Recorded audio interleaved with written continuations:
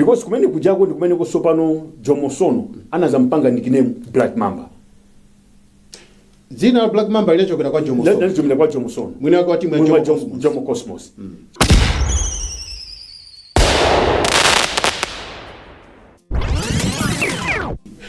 Tabwera pano mwapadera kuti tikupatseni nkhani imene yangochitika kumene masana wano. Nkhani yachisoni thambo lagwa kumasewera ampira wa miyendo kuno ku Malawi. Talandira nkhani yakuti mmodzi wa akatswiri a timu ya dziko lino mzaka zimenezo Esau Black Mamba Kanyenda watisiya. Iyeyo amakhala ku England ndipo uthenga umenewu watifika motero kuti watisiya atadwala kwa kanthawi ndithu. Ndi masana wano muli ndine Ronald Mpaso tufuna kuti tifotokoze bwino lomwe za moyo wake wa Malemu Esau Black Mamba Kanyenda. Ndili ndi akuluakulu awiri amene mpira wa Malawi autsata kwa nthawi yayitali. Ndili ndi editor in chief wapano pa Times Group Pilani Kachinziri komanso Peterkins Kaira, board member wa Football Legends Association. Nayenso katswiri wa timu ya Malawi masiku ameneyo. Tifotokoze bwino lomwe za moyo wake wa Malemu Esau Black Mamba Kanyenda. Mwina tiyambe ndi Pilani Kachinziri. Pilani, nkhani ndi imene tayilandira yomvetsa chisoni aliyense yamukhudza. Iwe mwina nkhani yakumwalira kwa Esau Kanyenda wayilanda motani? Ndi nkhani yomvetsa chisoni kwambiri Ronald. Kutengera kuti anyamata amenewa Esau Kanyenda, Peter Mponda, Gulachina Moses Chavula, Robert Ngambi ndi anyamata ambiri oti anayamba mpira mwina nthawi imene ife tinali kale ma sports journalists nthawi imeneyo tili ma sports reporters nde tukhanga titakulirana takhati kuwaona ndithu akukula takhati kuwapanga cover ma tournament osiyanasiyana takhati kuwaona ndithu success yawo kumbali ya mpira komanso mwina mwache personal success takhati kuwatsatira bwinobwino nde nkhani zinamveka ngati dzulo kumadzulo I think maybe it was misreported by certain media outlets kunazo tu wamwalira koma the fact of the matter imene timadziwa ndizo kuti munthu uyu wakhala sakupeza bwino kunali nkhani zonse kuti amadwala matenda amene wandithu a cancer inampanga affect liver zimene zotimamva kuti akudwala up until no lero chakumasana pamene pono the family members apanga confirm ndi Times kunazo kuti ayi Esau Kanyenda watisiya koma no ndi player unazo kuti anali ndithu player wabwino player wamachawi pa mpira anali ndi physique yabwino ndi player yokuti after a long time mwina mwacheni ngati after Gulula and Lawrence Wire nthawi chati mpira wawo watu ene pajapo sinapezepo top striker ku the Flames ngati Esau Kanyenda mpaka na nthawi imene no anazabwerano pa scene ndipeza tu pakudwa identify ndi makamaka ndi Kim's principle ndamene antenga ndikumusiya mu senior national team antinaona kuti mpira wa Malawi ndithu unasintha nthawi manager iyeyo akuponya mpira umene Esau Kanyenda mwina mwake nsanapite kwambiri ndi mbiri yake iyeyo mwina mwache Peterkins muli bwanji? Ndili bwino muli bwanji? Tili bwino kuchokera ku Football Legends Association FLA ngati board member. Ku FLA nkhani imene mwayilandira bwanji? Timamvanso kuti he was also one of the legends mdziko muno. It is sad kuti Esau Kanyenda is gone. Monga mmene wanenera Pilani, for the crop of players after us, timu imene ichai, if we were to choose strikers that I could rate akhoza kusewera mtimu yathu was Esau Kanyenda. He was kuti masiku aino aja akanakhoza kukhala mu timu yanu ya nthawi manager ya 1988 inatenga chikho cha Eastern Central kusewera mmene analili because he had the qualities of all the strikers amene timafuna. One, the player mmodzi amene striker who was both footed, left and right. All right, and he had everything. He had the speed, he had the dribbles, he had the power, he had the shot. China chitu chose anali nacho, and those are the qualities timafuna ma strikers amene tina now tayakale. And maybe simungadziwe for his name to come with Black Mamba. He was I can say, poisonous in the area. Now, as a result, people were comparing which snake was more poisonous with Black Mamba, and he was dark in complexion. So they nicknamed him Black Mamba. But he was very poisonous in this. And if you have got a striker like Esau, mukumenya mpira, you know we are going to get goals. And monga many mwanenera, Esau was our member of football agents. And panopo mene zabwera kwa ife, dziko la Malawi mwina lazizimuka, ndikudwa ena mwina akumva panopo kuti amadwala. Kuma ifeyo ngati members football agents, iye anali member watu. We got the information kuti Esau sali bwino kweni mchita diagnosed with the cancer soon after our AGM. Yes. But you know, nkhani ya matenda, you don't just publicize things kuti mwakuti. So we kept on in-house as the senior board, we kept on praying for him to say kuti mzatu and timachita check, we were getting feedback until yesterday morning ndipamene kumabwera message kuti this time now is extremely bad kuti panopo he can't speak. All right, zavuta ndithu kwambiri kuti we are hoping kuti mwina akhala bwino because was on the machine. Okay, so zinthu ngati zimene zozo ndi zinthu zoti ngakhale ifeyo patoka tikudandaula kuti taluza mzathu mmodzi. Chabwino. Mwina pilani tibwere ku chiyambi cha Esau Kanyenda. Ni munthu woti takhati umuona akuchokera musu ma under 17, under 20, nthaya Manfred Hona ija nkumamuona kuti apa tikuumba player, tikuumba Wosewera woti tikozodza mudalira mtsogolo muno. Woti he went all the way mpaka kuithandiza Malawi mu chikho cha Kosafa komanso ma qualifiers Africa Cup of Nations. Mwina titati timutengere ku chiyambi Esau Kanyenda. Chiyambi chinachotani? Okay, tikozonazo kuti tikamati discipline ndiyofunika mu football kapena masewera ina ali wonse olibisa thupi. Kanyenda tikozomuka kuti nde typical example. Chifukwa ndikukumbukira ma late 90s, should be 97, 97 especially, inali game ya Africa Cup of Nations ma qualifiers under 17. Game imene Malawi inakaluza 4-0 ku Lusaka. Ndinkuti Manfred Hona atangobwera chakumene. Inakaluza 4-0 ku Lusaka. From Lusaka kunali return leg paka mu stadium. Game imene yoyo ndipo pamene ndinayamba kuona kuti apa pali mwana wodziwa mpira. Chifukwa Esau Kanyenda he single-handedly destroyed the defense ya Zambia. And Malawi game imene yo tinawina 3-0. Battle. The game here went kuma penalties. Komano tinali ndi player winner amene zamulowesa as a substitute Panje Muntali. Panje Muntali missed a sitter.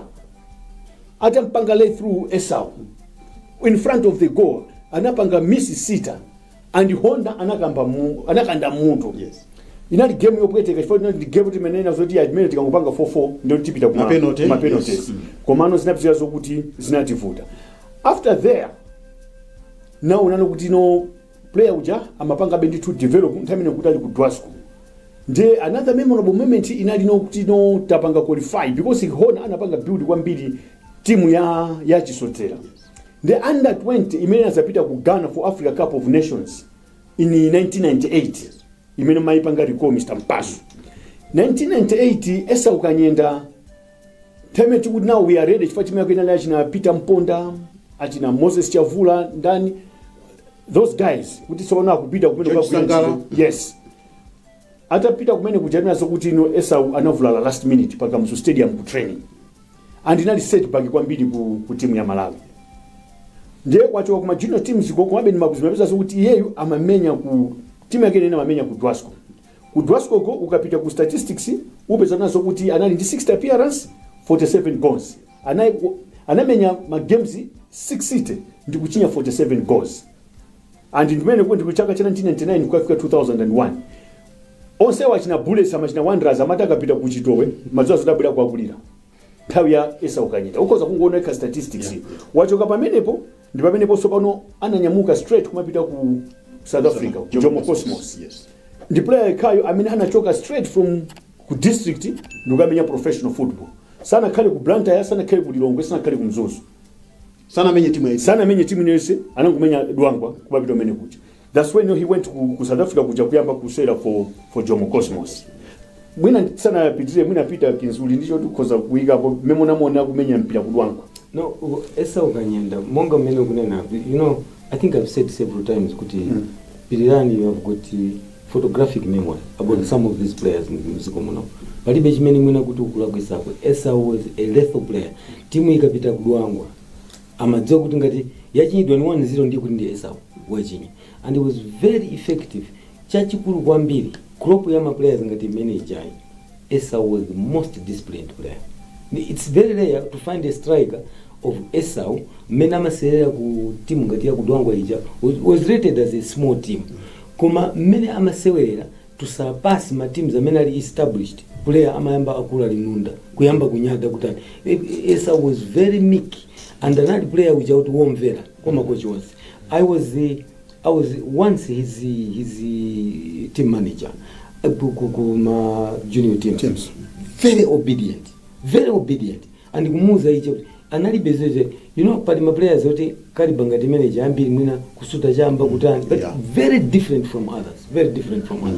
Sabano Mwina usana mwere Ronald. Yes. Ndingo photo kuzapo kuti atapita ku Jomo Cosmos to supplement what chifukwa papa nkhani ja timachita build it. Yes. Tafika naye ku Jomo Cosmos ku South Africa. Yes.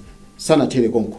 Anakafika mpaka ku Russia. And ku Jomo Cosmos kasera mpaka Champions League. Yes. And ku Jomo Cosmos mukaonesesa wamenya 46 games, 26 goals. Yes. Kumenya mu Premier League ya South Africa ya league ya ikulu. 46 goals, 46 games, 26 goals. Which means kunazo kuti over half of the average rate against inali bwino kwambiri. Was half goal per game. Yes. Because kumene kujako ndi kumene kosopano Jomo Sono anazampanga nickname Black Mamba. Zina Black Mamba ilechokera kwa Jomo Sono. Lechokera kwa Jomo Sono. Mwina wako timu ya Jomo Cosmos. Chifukwa kumene kujako anazafika kunazo kuti anaipanga take league ya South Africa jayo by storm. Ndi anthu amafunsa kuti munthu uyu ndi ndani akuti munthu uyu ndi Malawi and Black Mamba. Yes. If you look at the South African players and even my players ochoka kunoko, the complexion of him was different from others. Yeah. And that's what this guy, when he goes into the box, he was lethal. Danger. Poisonous. And he said, his one is like a black mamba. So that's how that name came. And you know, anzatu ngataku South Africa kuja, akama kubasa zina, it's congruent with what you do. Zima kubisa. Sunga, kwa mbili, mwezo kuti, zina itampasira dimpeni. That nickname itampasira dimpeni. Chabin. Yeah, because from South Africa, atamenya Jomo Cosmos, ndipo sono straight anapita kukamenya Lokomotive Moscow ku Russia. And Lokomotive Moscow kuja, anakamenya Rostov. Anayamba ndi Rostov. Chifukwa ku Rostov anakamenya 63 games ndi kuchinya 16 goals. Then from there ndikwe anachoka ndikupita ku Lokomotive Moscow. Yeah, so Lokomotive Moscow I think is into season aende bwino yachi. Fana nango menya go 3 appearance anampanga loan kuma think na kana zabweleranso kupita ku club yake yakale. Komano kumene ko anazamenya no Champions League. Kupanga Mbiri. Mbiri was the first Malawian player kumenya mu Champions League. And it was not easy. UEFA Champions League. UEFA Africa kunoso to the CAF Champions League. Koma UEFA ya Ulaya ija. Imena maionera antu pa TV. Yes. And Peter Maujeni ma countries that hawazungu. It's not only Malawi ngati kumene he didn't find joy. It's not only Malawi, even other countries as well. Chifukwa amasankana kwambiri. For you to be there, you need to be a champion. You must be exceptional. Kuti mukusera limodzi akupanga rate chimozimozi ndi mzungu ndi iweyo you are at par. Yes. Mzungu azimenya weso menya. Which means yengati amamenya ma games yo amachita sapasa mzungu ose. Yes. So it's not easy. For antu ajanga sanko, it's not easy. It's not easy. They will prioritize antu awo. So kuti akumene kujako akapezeke kuti kuchinya zigoli 60 and in Europe player kukachinya zigoli 16 at that level sichibwana. Check even today mutenge Premier League panopo ndi angati anizigoli zokwana 60 andi ukaonesesa Ronald kuti uone kuti azoti I think atapita adi ukuku china chake chinavuta ku Locomotive Moscow ndiko kuti anamenya 3 games sana chinye chigoli koma anabwereranso kuchani ku Rostov anatapita ku Rostov in 2006 2007 akuza zokuti anakamenya 44 games scoring 10 goals, imagine, which means kunazo kuti ukuku there was something, Yes. there was a problem. Chilipo chimachitika. Koma sanachoka kumene koko anazapita ku Kamazi 2008 to 2010 Yeah. ku Kamazi kuja anamenya 44 games scoring 21 goals. Ndio kaiona record yake yakachindwika zigoli zikuona zokuti anali player wabwino kwambiri because Russia is one of the difficult places to play. Nkovuta Because of language, language, mwina sotsako, weather, sango, zambiri mbiri ndizovuta kumene kuja. Kumambe zinapisa zokuti munthu uyu amayamba ma games ndi kumachinya. So it shows kuti anzoti munthu uyu anali Black Mamba because kumene kujano kenaka sana Khalisi anazabweleraso ku South Africa kumene kuti naona kuti anakamenya Polokwane. Polokwane City. And Polokwane City anamenya 99 games kuchinya 22 goals. So it shows kuna zokuti ndithu zinthu zimamuyendera atachoka kumene kono kenaka I think he finally came back home. Zaswera Wanderers between 2017 and 2019. And 2017 ataswera Wanderers ndi time imene Wanderers inatenga league Wanderers sinatengeso mpaka na lero ngati ngatenge mwina ndi season kumene atenga 2017 time imene Black Mamba anamenya Wanderers. Mwina chinthu chimodzi sindidziwa ngati ndimaona bwino Kanyenda sikawirika kumva kuti mwina he's injured, mwina is out of football the whole season, wavulala samenya mwina kwa nthawi yayitali, mwina anaiso ndi mwayi kwambiri ndi ma injuries samavulala kwambiri kwenikwenetu. Okay, Ronald, in football a player popeza kuti ndi chisomo kuti zinthu zina zichitike uchoke mosavulala ndi chisomo. Yes. But you can plan Kuti not to get injured. usewere mpaka umaliza. You can plan Na not to get tulukamo injured. ma injuries kwenikweni. What is the main thing kuti munthu utuluke mosavulala? First and foremost, fitness level. Yes. You have got to be fit. And Esau was very fit striker. You can't compare the striker as Abwere pano kumanena kuti naye was fitter than Esau. Osateka. Esau was very fit. And he was a player who was training hard. He was training hard. He made sure that he was in top form most of the time. And he was playing football with a smile. Yes. So ungampezi kuti player kuti amponda kukwiya kutani ndani zake ai Osakangana ndani zake iye kumangosera mpira. So you can plan not to be, and that's why uona kuti zimwina simudamvepo kuti wavulala wapinsa game sana bra ineyo. I was one of the fittest players. Sina ponyepo game chifukwa chati injury ai koma ndina zapunthwa ndikukhala ndikabala kamene kamandikanikisa kuvala boot osati kuvula mu ground koma kunja. So what I'm saying is player prepares himself not to be fit. Once you are fit uzaona kuti ukuyemenya mpira opanda ma injuries. Pirani tiphunzireko chani kwa Esau Kanyenda? Discipline. Yes. Komanso mwina mwachapa uthenga bwino ndipeza kumene apapa Football Association of Malawi nayonso yalemba kunazo nawonso they are deeply saddened kwambiri ndi imfa ya player mene apereka uthenga ndithu statement pente angolandira pano kunazo kuti ndithu they are deeply saddened ndi player mene chifukwa ukaonesesa ku Flames ndiko kuti Esau anamenya 63 games wamenya 63 games and wachinya 22 goals and mina mwache Peter Kinza akhoza kunduza yes is one of the top goal scorers ku Flames. Mina mwache akhoza kuyankhula kuna so kuti what it means Mareko zipena ama ndifuta kusunga. Esau, the number of goals that is scored and ndipo, but you cannot compare a mango and an apple. What I mean is you can't compare a striker and a midfielder. So at this at my level, at my level, yeye ujanali striker dominantly I was a midfielder and no one in Malawi would beat my record at national team and at club level. Yes. Right? Let's put that aside. Yes. Esau is check even record yama striker zena I'm national team. Sana figure was good man. Yes. He was a good striker. He was a good striker. The person who is in the field of play, what he wanted was the ball to kiss the net. That's what he knew his duty. Kuti mpira ukamenye ukonde. So he was one of the best. You go on the records of strikers in Malawi. He's one of the best. Komatsopano, Pirani, what does it take for a country to produce a striker ngati Esau Kanyenda? Chifukwa azikhala striker ona kuti muzidalira kuti mpira ukangofika umene kuja muzita kumadalira kuti kumene kuja kuchitika chinthu. Koma nthawi zambiri timavutika izozo nde zaka zonse zikhati kuvutika akuluakulu where our goal scorers ochinya zigoli zathu ali kuti olo Super League mmene ona zigoli yangothera mwina ma 15 ma 16 top goal scorer mbuyo mwamafika ma 20 chakuti goals. Ukafunsa anthu ngati Peter Kinzali apa uona kuti nthawi yachina Peter Kins ma strikers amene timati kuli ma strikers abwino ma midfielders timati kuli ma midfielders abwino anapangidwa build ndi azungu. Anthu awa unali Wanda Morero anabwera Ted Powell anali ndi mwayoti amakochedwa kwambiri ndi azungu. And it's not surprising kuti even Esau anafika apa chifukwa choti kuna abwera Manfred Horner. Atachoka Manfred Horner kuna zabwera no Kim's principle. So ano anzathu aja amakhala strategic akafuna kupanga build ma players. So kuti nzilo zimangochitika kapena tinazo kuti kumalawi kunoko ma player ngati amene kulibe. Because uona kunazo kuti nthawi imene jayo Esau anapangidwa build komanso ukuso Russell Mwafuliro. Anapitira so system yabwi.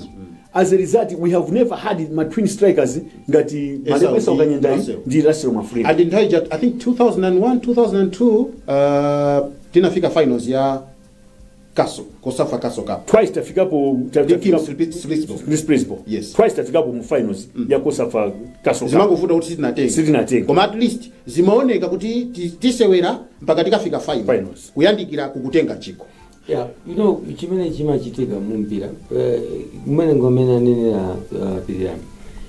Ndi manena nthawi zambiri. Football starts from the table. Si background.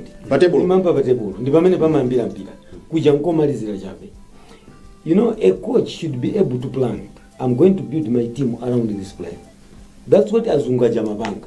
And the azunga jama chita identify what is the talent ya Peter Kins to make him use into the team. In my football, before I met Ted Powell, I was predominantly a striker and a defender. Ted Powell came, training imene tinapanga siku limodzi ndira chiwiri. He called me. Ndi malo ati amene iwe umamenya bwino mpira. Ine msanga nansi amasankha ma players ndati ndichule msanga kuti andione mmene ndikumenya striker and defender. Yes. He laughed. Mzungu kuseka. Nangasana tatuona kali mende kuseka. Knew kuti this player doesn't know that he's a better midfielder. So he says, okay, basi akupanga training yena upanga ndiye anandiitana tabwera. Utimapanga training ya selection ndiye amakuturusa akulemba kuturusa. So I was one of the first players, and at that time in the north I was a genius player amongst the youth. Yes. Komandamena nchita substitute. So akakuturusa umaganiza kuti ndi ndala kuseko mbiri. Ndimene umakhala maganiza amene. So kena akakundiitana kuti Kenzi, you are going in ukasera ngati midfielder. Ndiye ukapange izi. Nangasina liya selection. Mzungu jazimene wanenazi mkachitedi kuti anditenge. Inosaziwa kuti andisankha kale ndamene ndi woyamba ndisankha ndinenge. So akuona kuti ndikamenya banyi midfielder. I went there. Hardly 3 minutes from midfield, I scored a goal. Beautiful goal. Chinandipasa chidu choto mzungu chakunena zoona iti ndizimenya ndiye namba kumenya midfield from that time. Koma mpita kumuzi kwatu I was a mono-general striker, mono-general defender. Yes. And I was also a goalkeeper. So I've played all this. Yeah. So Kenaka mzungu, why I'm saying this is he will identify the talent in you and make use of that. Koma masiku ano ai, because my team zambiri tukuvutika because you don't have a predominant striker who can lead. Midfielder who can lead. Yes. Tikumaliza kukambiana kwathu za Malemu Esau Kanyenda. Yes. Ndifuna unikire kuti kodi tidzamukumbukire bwanji Esau Kanyenda. Chifukwa zambiri mwina nkhani makhayo mweyo yona kuti masters ena timayiwala. Kuyiwalika munthu anachita zazikulu ku Dziko koma kumuyiwala. Chabwino he moved from Malawi amakakhala ku United Kingdom. Koma ndi wathu ube. Ndi wathu tidzamukumbukira mpaka kale. Mwina tidzamukumbukire mutajambe ndi pilani timalize ndi Peter Kins. Komabe ma player ngati timene tizaike nditu mu Hall of Fame nditu kufamu kuja kukhale nditu chipinda. Ikhale ngati kuti imene ndi library. anthu azidziwa kunazo kuti kodi uyu anapanga chani, uyu anapanga chani. Anthu amene tilipo tikhoza kulemba mbiri za anthu amene watilipo chifukwa ndi anthu oti taona akuyamba mpira mpaka na kumapita kumapeto a moyo wawo. Yes. Yeah, koma ni maplayers zonse kuti tuti kuena ndithu tizikhenga tikhale ngati ndithu ndi museum yabwinobwino yomakumbukira maplayer amene komanso ngati pali mpata wokunazo kuti mina mwake pali infrastructure ina yache yotikhoza kuwatchula mayina anthu amene wawa, tikhoza kuwatchula mayina abe anthu amene wawa, because anthu kati achinapita kinzi nkairawa timaona lero mawa kati kulibe ku anthu Peter Kins lero sifuna kuwagwirisa ntchito tufuna tizapange ona akati kulibeko, which is not good. Ndezi mafuna zoti anthu awawa akadali moyo choncho tiye tizapanga ni ona pali maplayer ena ake, they are very unique. Tikamati awa ni ma legends iti tikamati ni ma legends ndi anthu kuti apanga contribute kwa mbiri ku dziko la Malawi. Anthu ngati Yang Chimodzi, anthu ngati Kina Piri, anthu ngati achina Malemu Chamangwana ndi pang'ono nkhani yake kina kadzabe zozo anthu tikuyiwala tizikamba chifukwa choti pali anthu kati achinapita kenziwo. So zikufuna kuti kufamu kujako ndithu ikhale project ina yake yabwinobwino kuti munthu akafuna akaone ma legends ampira ku Malawi kuti kodi ma legends awandi after ubugwira linalo kale. Yes. Akuona kuti ndi anthu kuti mituma wawo mukhanga ndi mukuyenda bwino in terms of finances, ali ndi njira zopangira drama. Why not party na ma legends iwa tiye tipangeni legends kona kufamu kunoko kuyika mauje nonse ona ma legends. Anake apita kenzi, anake Yang Chimodzi, anake zidzukulu zawo azikanena kutanga kutengana kupita ku farm. Let's eat lunch kuno, let's eat chani tenti kaoneni bambwanu anthu analemba chani zagogo anthu ndamene wawo analemba kuti chani, like that is makhabu ino ndithu. Koma Kanyendayo chakumapeto ku atasiya kusera mpira ndimamva ngati kuti he became amasaka soma player nkumapezera player agent. Yes. Yeah. No, the whole idea was kuti amaoneka kuti anaukonda kwambiri mpira Esau Kanyenda. And Yeah. he lived football. He was born Even kumapeto. He was born a footballer. Yes. Tikudziwa mwina mache zina zinthu zoti za personal kobe tikudziwa zokuti he was a well to do guy. Anali ndithu Kakobe dikanalipo. Analipo ndithu ndantoti anadzisamalira ndithu sanali ma legends oti kamati ma legends mina kuti zingona kumwamu mwango sitwa chamba ali mu street. Ni ma legends okuti ali ma legends oti anali ndichochita. So I think pena pacheso ma player masiku anowa akwena kuti azionanso kuti kodi anzathu wa moyo wawo umaenda bwanji kodi tikati akaira apita kinzikaira chifukwa ana masiku anu amwina mwacha anthu wasana aone. Yes. Sana we have never seen them play. If actually we are lucky we have seen them play. 1988 akutenga Eastern Central Africa Senior Challenge Cup. Yes. November 1988 pa stadium. Pakamzu stadium. Koma mwina ena abadoma 2000 mu sakudziwa. Amangu aona ngati basi koda awa matakaira ndendaniso. Komanso even in terms of skill you find kuti ma players hapa nopowa ndi gula ina Kina Piri. Ni mauza nyamato mumu. Alikutali kwambiri. Za Kina Piri. Kuti Kina Piri sanali munthu. Yes. The four-legged wizard. Yes. Ola amucheche kwa makwawa ni miendo ndi manja ni miendo mpaka napeze chigoli. Yeah. Akamani yazo kuti akaira kuti nickname yawo anali Beirut mina sana iwalanso naiso. Yeah, Beirut anzake ma legend ama muitana ndime. Iye ndi Beirut. Fanta meja kuti ku Lebanon kutafuta kwambiri. Kuli ma Beirut kunali mabomba opya. Ndiye kuti iye Peter Kinzi mashoti yake amamenya ngati mabomba aku Beirut. Beirut, yes. Beirut dzina lako. Inali Beirut. Chabu Peter Kinzi papa malinga ndi nthawi timalize. Mwina in a minute. Yeah, mwana chimene ndi bwizane ndi pilirani fundo yoyamba. Ndikukupe mpani ngakhale na times. Dziko lonse la Malawi. Don't come to my funeral. The coffin is there and start splashing millions on my coffin. I need you to talk about me now. All right? What I'm saying is, you mentioned people like Jack Chamango and like what? Azukulu atu, they should be looking at us now. Could these people did this? Posachedwa, if you at my legends, we will initiate to have a Hall of Fame. South Africa has. Yes. And they were awarding their stars posthumously about 3 weeks ago. Yes. In South Africa. Okay? Muntanamali akale ngati Jack Chamangwana. We can put in there, as you are saying, honor him. So what we are trying to say is, if you panopo menetili Moyo, that's when we need you people to talk about us. Musa degree titafa, then you come with flowery speeches. We don't want that kind of a thing. That's why we have got this legend. Yes. So Esau tizamukumbukira as he's saying as one of the best strikers Malawi ever produced. He's one of the best, and you cannot mention Malawi kuno ma strikers ukadusa 5 esa kumsana mchule because of what he did. So tipereke ulemu kwa mzatu amene ife ngati ma legends, he was one of our member, and we are going to produce a statement condoling Esau.